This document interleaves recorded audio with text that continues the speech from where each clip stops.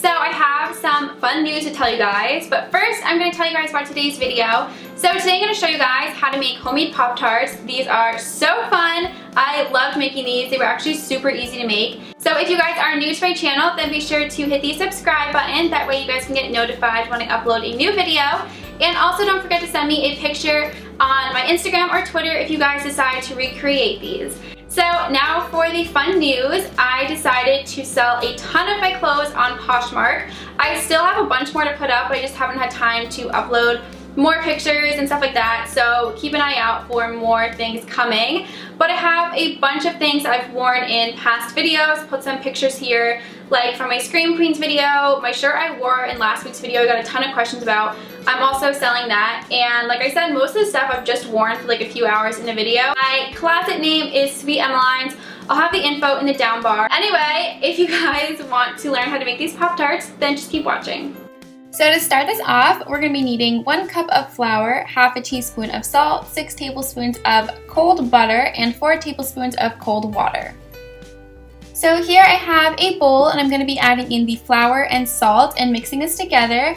Now I'm going to be adding in the butter a little bit at a time, and I'm using a fork and knife to kind of cut it up. And if you have one of those cool tools, I have no idea what they're called, I think like a butter cutter. Honestly, I have no idea what it's called. It's made for this type of thing though, but it's a lot easier with that, but I don't have one of those, so I was just using a fork and knife. Once it starts to look crumbly, you can add in the water and keep mixing it together until it forms this dough. So now I put the dough on a piece of parchment paper, and to make it easier, I'm putting another piece of parchment paper on top and rolling this out. You want the dough to be pretty thin because Pop-Tarts don't have a very thick shell. So now I'm just taking a knife and squaring off the edges. So basically I'm just cutting a long rectangle and then cutting it in half. They do make cookie cutters for Pop-Tarts, but I just decided to do this because I didn't know where to get them, and my cutting skills are not the best. Obviously these are all not the same size. But anyway, I'm taking some strawberry jam and adding this to the center. You guys can use whatever you want. Maybe you guys can even try to make these s'more ones. I think that would be pretty cool. So I'm just adding this onto one of the Pop-Tarts. This does make 5 Pop-Tarts. I just didn't have room for the last one. So now we can put the top on, and I'm taking a fork and pushing the edges down, that way nothing runs out. Now I'm poking some holes on the top of a Pop-Tarts, and I'm just repeating this step until all of them are done.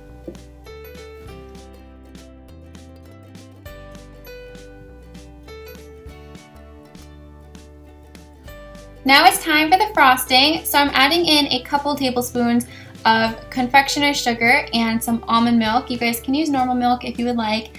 And I'm going to mix this together, and then I'm adding in a drop of red food coloring to make this pink.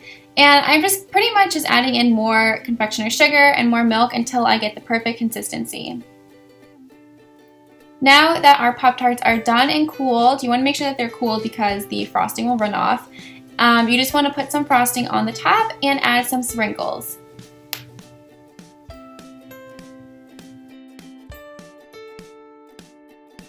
So these were so much fun to make. If you guys do make these in any different flavors, let me know. Or if there's any other types of flavors you guys would like me to make, then definitely let me know because I would love to make more of these.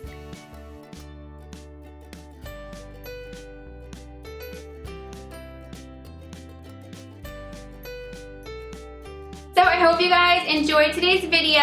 If you guys did like this, then please be sure to give it a thumbs up. I hope you guys are all having a lovely day, and I will talk to you next time. Bye!